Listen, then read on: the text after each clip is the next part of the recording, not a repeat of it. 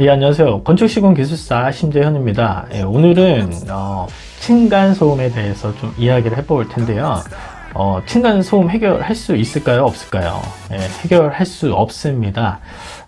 누가 혹시 층간소음 해결할 수 있다 이렇게 얘기하시는 분들이 있으시면 이제 그분들은 좀 뻥이 좀 심하다 뭐 이렇게 생각하시면 되겠습니다.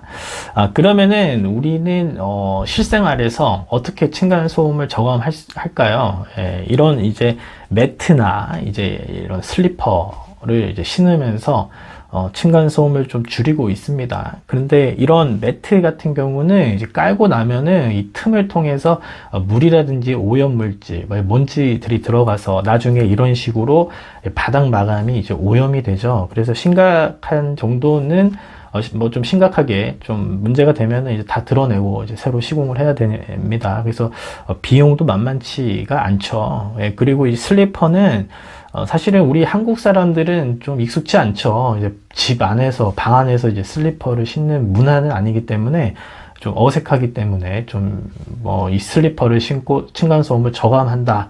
좀 한계가 있는 것 같습니다. 그러면은 우리가 건물을 지을 때, 이제 건물을 이제 시공할 때 어떤 식으로 좀 시공을 하면 또 어떤 시공 공법을 적용을 하면은 좀 효과가 있을까? 뭐 이런 거를 좀 알아보면 좋을 것 같습니다. 예, 그래서 오늘 좀 시공적인 측면에서 층간소음 저감을 할 수 있는 방법에 대해서 좀 알아보도록 하겠습니다. 예, 우리가 먼저 이제 원인을 알려고 하면은 그 바닥의 구조, 우리가 지금 살고 있는 아파트 바닥의 구조에 대해서 좀 먼저 알아야 되겠죠. 예, 그러면은 이 사진을 볼 텐데, 예, 이 사진은 이제 우리 아파트 살고 있는 이제 단면을 이제 잘라 놓은 사진입니다. 예, 이 제일 아래가 이제 우리가 콘크리트죠. 이제 콘크리트로 이제 대부분 건물이 지어지기 때문에 이 바닥 콘크리트 위에, 예, 그 위에 보면 이제 스티로폴, 이 하얀색이 스티로폴인데 이 스티로폴을 깔고 그 위에 이제 기포 콘크리트를 올리고 그 위에 이제 난방 배관을 하고 나서 그 위에 이제 마감을 합니다. 뭐 마루라든지 타일이라든지, 예, 이런 식으로 이제 시공이 되어지는 거예요. 그래서 좀 시공 과정을 조금 더 재미있게 좀 보여드리면은, 예, 이 사진은 이제 콘크리트 위에 이제 스티로폴 거의 이제 완충제인데, 예, 이 부분에서 거의 층간소음을 저감할 수 있다 이렇게 생각하시는 거죠. 그래서 여기에다가 이제 완충제 위에다 이제 기포 콘크리트를 이제 시공을 하게 됩니다. 그 위에다가 이런 식으로 이제 난방 배관을 깔고요. 그 위에다 이제 마감을 하기 위해서 이제 이 상태로 못하니까 그 위에 난방 배관 위에 이제 모르타르를 해서 이제 마감면을 만들게 되고, 이 마감면 위에다가 아까 전에 이제 타일이라든지 이제 마루를 깔아서 이제 완성을 하는 겁니다. 다시 이제 이 사진을 다시 보면은 이 난방 배관 이 부분이 정말 중요합니다. 우리나라 사람들은 이제 보일러 이러면은 익숙하죠. 전혀 이상할 게 없는데, 외국에서 보면은 이 난방, 보일러는 되게 특이한 겁니다. 우리나라만의 되게, 거의 유일한 이 시스템인 거예요. 난방 시스템이. 왜냐면 우리나라는 이제 온돌 문화가 있습니다. 이제 옛날부터 뜨끈한 아궁이에 이제 불을 떼서 이제 방을 데우는 거죠. 실제로 저도 이 온돌 시스템이 저는 좀 좋더라고요. 이제 몸이 아프거나 좀 몸이 피곤할 때 이제 침대 대신 바닥에서 좀 뜨끈하게 이제 몸을 지지고 나오면은 좋고, 뭐 실제로 또 찜질방 같은 데서 뜨끈한데 좀 있다 나오면은 우리 한국 사람이라면은 이제 대부분 이제 상당히 이제 만족을 하게 되는 거죠. 그래서 우리나라는 이 바닥에 난방 배관이 있다. 이 난방 배관 때문에 좀 층간소음이 좀 해결함에 있어서 좀 어려운 부분이 있다라는 말씀입니다.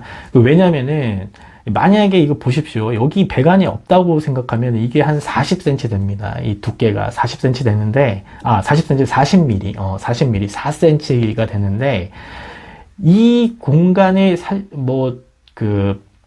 완충제를 더 넣든지 아니면 단면을 더 높일 수 있는데 이 난방 배관 때문에 못하는 거예요. 이제 그만큼 어떤 충격을 완화시켜 줄 수 있는 그런 층을 못 만든다는 겁니다. 그렇기 때문에 좀 취약하죠. 그리고 이게 바닥이 따뜻해지기 때문에 익숙치가 않는 거예요. 문화 자체가 슬리퍼를 신는 것 자체를 허용하지 않습니다. 그래서 우리는 이제 이런 한국 스타일적인 난방 배관이 있지만, 아주 훌륭한 난방 배관이 있지만, 이 층간소음에 있어서는 좀 취약한 면이 있다라는 겁니다. 그래서 이 온돌 문화하고 이 난방 배관하고 층간소음이 좀 연관이 있다. 좀 이 정도 이렇게 아시면 될 것 같습니다. 두 번째는 이제 구조 형식인 거죠.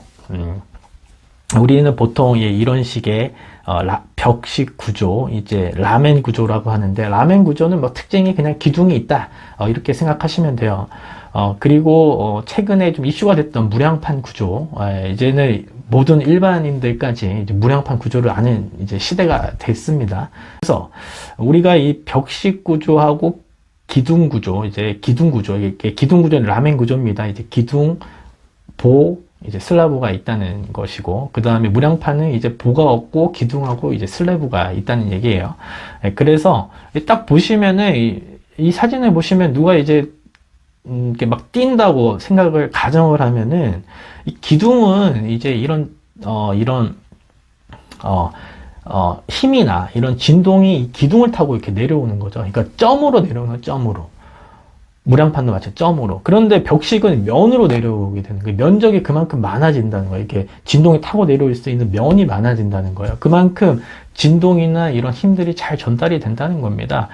그러면은 이 정도 이 두 가지 좀 취약점이 있기 때문에 우리가 이 층간소음을 해결함에 있어서 좀 어렵다라는 말씀입니다. 그러면은 좀 해결 방법이 있지 않을까? 이렇게 연구도 많이 합니다. 실제로 연구도 많이 하고, 실제 시공도 한번 해보시고 해요. 시범 단지를 통해서. 저는 사실은, 이중 바닥 구조라는 이제 공법이 있어요. 근데 저는 좀 이 공법이, 좀 많이 좀 기대를 하고 있습니다. 이 이중 바닥 구조가 좀 우리 한국 스타일로 좀 잘, 연구가 되어지고 적용이 된다고 하면은 상당히 좀 좋은, 층간 소음을 저감할 수 있는 좀 방법이 아닌가, 이렇게 조심스럽게 좀 말씀을 드립니다. 이중 바닥 구조가 뭐냐, 말 그대로 콘크리트하고 이제 바닥을 약간 이렇게 띄워서 이제 공기층을 좀 만드는 거예요. 이제 개념이 이런 개념입니다. 우리가 좀 더 쉽게 얘기해서 사무실 가시면요, 사무실이 이렇게 생겼어요. 대부분 이제 사무실에는 컴퓨터하고 뭐 장비들이 많기 때문에 이 선들을 좀 이렇게 좀 관리를 하려고 이런 식의 이런 구조의 이런 판들을 이렇게 다 연결을 합니다. 그래서 바닥을 띄어서 이제 사람들이 바닥 위에서 이렇게 다니게끔 하는 거거든요. 그럼 이제 이 사진인데, 이 사진처럼 기존에는 이 바닥에서 생활했다는 사람들이 이제 약간 이제 바닥에서 바닥 위에서 생활함으로써 그런 뛰거나 걸음걸이가 이 점으로 이렇게 내려간다는 거죠. 그러니까 진동의 그런, 면적이 작아진다는 얘기입니다. 또 이 밑에는 또 이제 방진 고무 같은 게 또 이제 설치가 되기 때문에, 되게 상당히 좀 좋은 의미 있는 그런, 공법이라고 이제 생각을 합니다. 그래서, 최근에는 이런 공법도 사실은 연구가 많이 되고 있어요. 그래서 최근에는 이제 이런 시스템으로 되어 있죠. 실제로 바닥 모습이 슬라브 위에 어떤 방진 고무를 설치하고, 아까 전에 유닛을 이제 설치를 해서 그 위에 난방 배관을 까고 마감을 한다. 이런 식으로 지금 기술 개발이 되고 있습니다. 문제는 이제 경제성하고 이제 시공성이 되겠죠. 또한 또 정부 또한 좀 이런 것들을 최대한 빨리 좀 시범 단지라든지 어떤 적용을 할 수 있는 곳을 좀 만들어서 좀 시험이라든지 시공 횟수를 좀 늘려서 시공의 확실성, 경제성도 좀 확보하는 것이 상당히 중요하다고 생각이 들고요. 그리고 이제 기존의 아파트들 또한 이게 적용할 수 있는 이 시스템으로 돼야 된다. 좀 이 말씀을 좀 드립니다. 오늘은 층간소음에 대해서 좀 이야기를 해봤고요. 지금까지 시청해 주셔서 감사합니다. 오빤 강남스타일